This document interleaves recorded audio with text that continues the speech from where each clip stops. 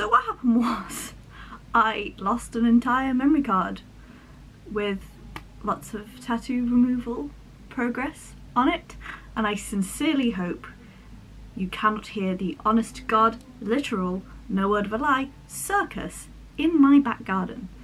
So let's talk about tattoo removal.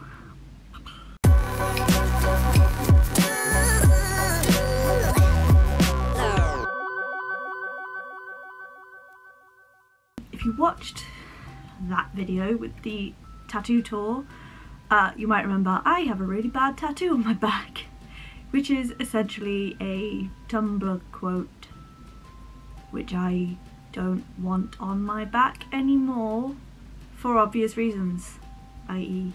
it's a Tumblr quote. So I am in the process of getting it removed, and I'm now 3 sessions in with, sadly, very little video to show for it, which is really unfortunate. But I've also realised a lot of the footage immediately post laser is not YouTube friendly, because when you get laser, when the laser hits the particles of ink, the ink particles, it can cause what is called pinprick bleeding. And while I don't personally know the exact way that this happens, it just happens.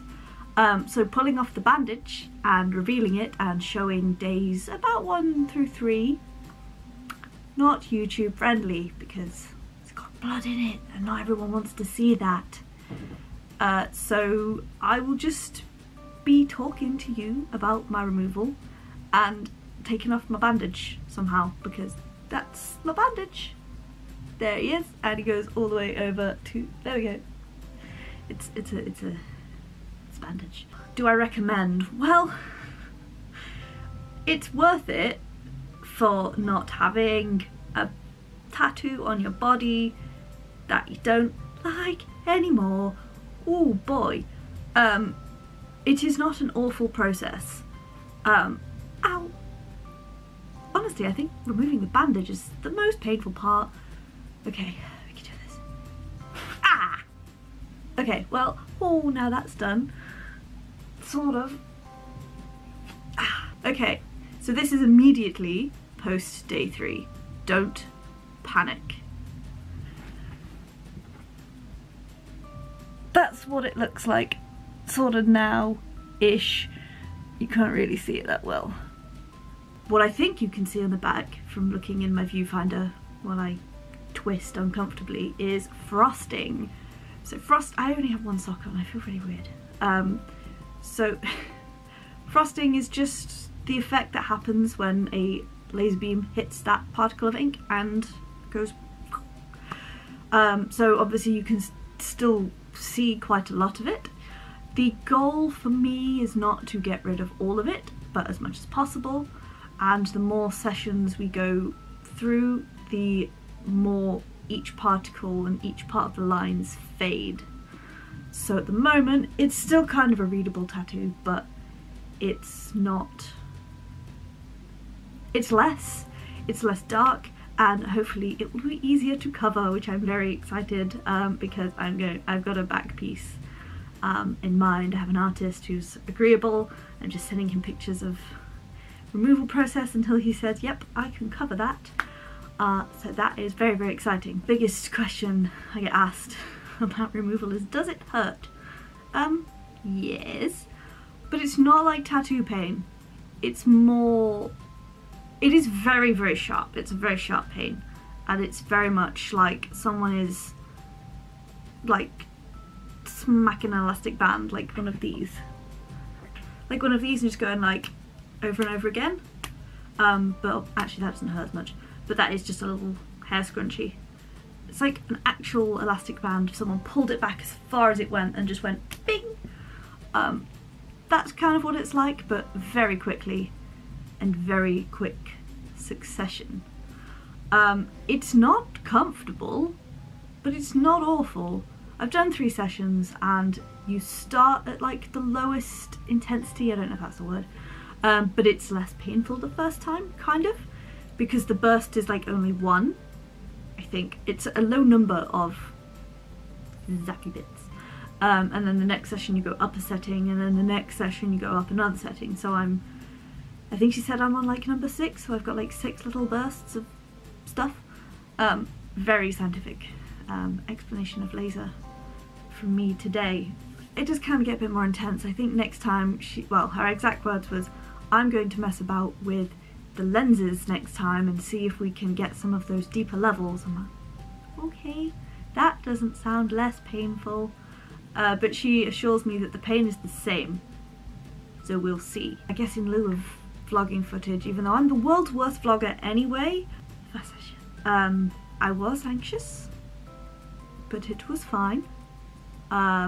Didn't take super long, didn't need any breaks really. I just sat there. Procedure I'm choosing to do.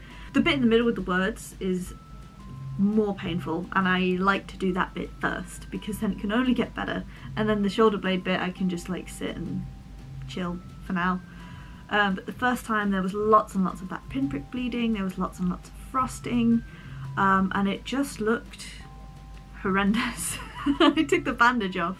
I actually did do that bit on camera, and I very quickly realised, like, oh no, maybe people don't want to see this. And there's probably people among you that would actively want to see it. Sorry. It looked like someone had stabbed lots of needles, like a very fresh tattoo. It looked kind of like that, but way worse. And then it, over the next 3 days after that, the pinprick bleeding kind of went away, like the scabs all kind of came off, and then it just looked like a massive hickey on my back, which was fine. I didn't mind that because I was wearing t-shirts. And then the hickey looking thing kind of faded, and it just turned into it just looked like this, but slightly more faded. And looking up close in the mirror, you could see the parts that had been hit by the laser, and it was kind of like really patchy line work. And then it just kind of stayed like that until my next session. So session 2, pretty much the same. There was like the pinprick bleeding, the hickey thing, and then just it fades over the next like 6 or so weeks. And then we come to today, very little pinprick bleeding, which, yay, which means it's going to be much nicer to heal over the next 6 weeks because it's not going to be quite as crunchy. Or crispy, should I say, because obviously scabs are quite dry, and then it just feels quite dry, and it can feel quite tight because there's a lot of movement in shoulders, especially at work when I'm like leaning over and petting stuff and lifting stuff. So it's so far nicer, but I have like just my session was 4.5 hours ago, so it could get worse. And because I don't have any pinprick bleeding this time, I don't know if I will have so much of a hickey.